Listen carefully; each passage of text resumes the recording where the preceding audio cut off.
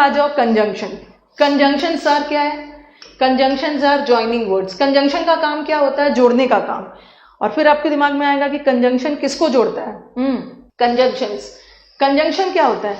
Conjunctions are joining words. फिर आपके दिमाग में आएगा कि ये किसको जोड़ता है? तो कंजंक्शन वर्ड को भी जोड़ता है, फ्रेज को भी जोड़ता है, क्लॉज को भी जोड़ता है और सेंटेंस को भी जोड़ता है। फिर आपके दिमाग में, इसीलिए मैंने कल मैंने टॉपिक को स्टार्ट ही किया था फ्रेज, क्लॉज और सेंटेंसेस से, क्योंकि अगर मैं नहीं बताती ना फिर आपको समझ में नहीं आता। चलो एक बार रिवाइज कर लो, बताओ। एक बार बताओ कि ये फ्रेज किसे बोलते हैं? फ्रेज किसको बोलते हैं? फ्रेज कल ही बताया था। Phrase is a group of words. Phrase is a group of words. Phrase जिसके पास सब्जेक्ट वर्ब का कॉम्बिनेशन नहीं होता है। क्लॉज के पास सब्जेक्ट वर्ब होता है और सेंटेंस के पास भी सब्जेक्ट वर्ब होता है। ठीक है, सेंटेंस मीनिंगफुल सेंस देता है, बट क्लॉज कभी मीनिंगफुल सेंस दे भी सकता है, नहीं भी दे सकता है। इंडिपेंडेंट वाला मीनिंगफुल सेंस देगा, डिपेंडेंट वाला नहीं देगा। Okay, yes. Ram and Mohan will complete the work. इसमें देखो, ये राम एक वर्ड है और मोहन एक वर्ड है, और इसको कौन जोड़ रहा है? एंड। तो ये कंजंक्शन है। तो कंजंक्शन हमारा वर्ड को भी जोड़ सकता है, कंजंक्शन वर्ड को भी जोड़ सकता है। ओके, नेक्स्ट वाला सेंटेंस देखो, I will meet you at office और एट होम। इसमें कंजंक्शन कौन सा है? बताइए कौन सा कंजंक्शन है इसमें? सेकंड वाले में कौन सा कंजंक्शन है? और यहाँ पे कंजंक्शन। कंजंक्शन है तो मतलब किसी ना किसी चीज को जोड़ रहा है ना। अब आप मुझे बताओगे, प्रूफ करो कि ये कंजंक्शन क्यों है और किसको जोड़ रहा है? किसको किसको जोड़ रहा है? किसको जोड़ रहा है? I will meet you at office और एट होम। मैं आपसे ऑफिस में मिलूंगी या तो घर पे मिलूं। किसको जोड़ रहा है? किसको?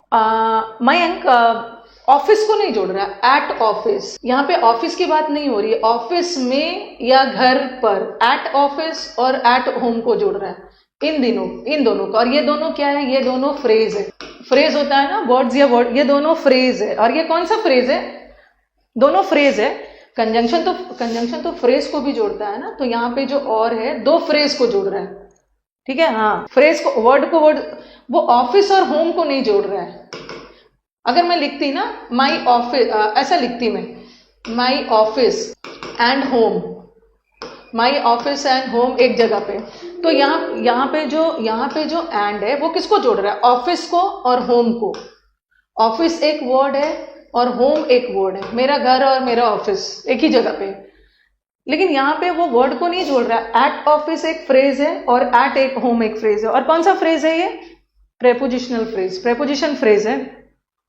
नहीं, ऑब्जेक्टिव फ्रेज कोई फ्रेज नहीं होता है। ये कौन सा फ्रेज अपने से बना दिया? Objective phrase. ओके, ये प्रेपोजिशनल फ्रेज है और दोनों फ्रेज को ये जोड़ रहा है।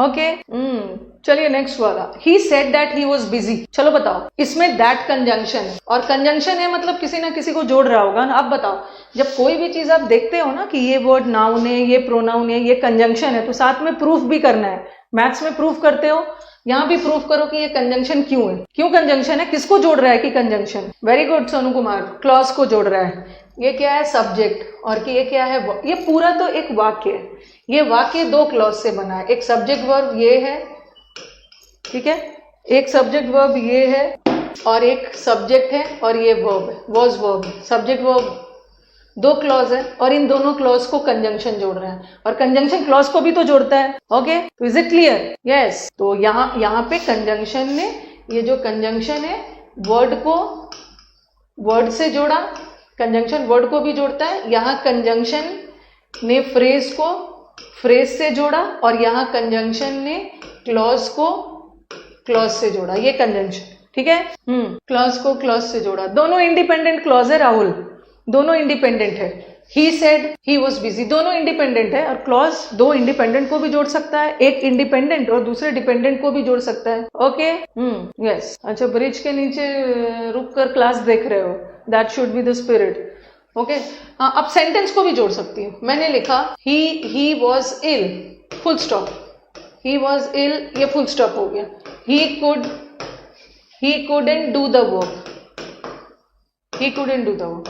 ये दो वाक्य है, फुल स्टॉप आ गया ना, फुल स्टॉप आ गया तो ये एक वाक्य हो गया और ये एक वाक्य हो गया, और कंजंक्शन वाक्य को भी जोड़ता है। चलो बताओ, इसको क्या चीज से जोड़ सकते हो? दो वाक्य है, इसको जोड़ के एक बनाना है। हाँ बताइए, चलो बताओ, आंसर बताओ।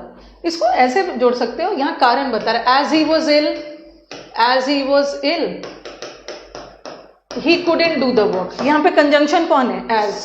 as से भी जोड़ सकते हो, वैरायटी ऑफ कंजंक्शन से। आप since से भी जोड़ सकते हो, since he was ill, इससे भी जोड़ सकते हो, ऐसा भी बोल सकते हो he couldn't do the work because he was ill। ठीक है, because he was ill, और ये लगा रही he couldn't do the work, वो काम को नहीं कर पाया because he was ill। तो यहाँ पे because कंजंक्शन हो गया। he was ill so he could not do the work, he was ill therefore he could not do the work। तो ये therefore, so, ये सब कंजंक्शन है। तो कंजंक्शन से आप वाक्य को भी जोड़ सकते हैं। ठीक है, ये सब हमारे CAPF के एग्जाम्स वगैरह में आता है। UPSC CAPF के एग्जाम्स में जहां डिस्क्रिप्टिव आता है वहां पे वो 2 सेंटेंस दे देंगे और ब्रैकेट में लिख देंगे इसे कंजंक्शन से जोड़िए। ओके, तो इज इट क्लियर? सो भी लगा सकते हो, सो भी लगा सकते हो, बट नहीं लगाओगे। बट वाला सेंटेंस में तो एक पॉजिटिव जाएगा, दूसरा नेगेटिव जाएगा। आगे बढ़ा जाए, सो भी लगा सकते हो, सिंस भी लगा सकते हो, एज भी लगा सकते हो, बिकॉज भी लगा सकते हो, देयरफॉर भी लगा सकते हो।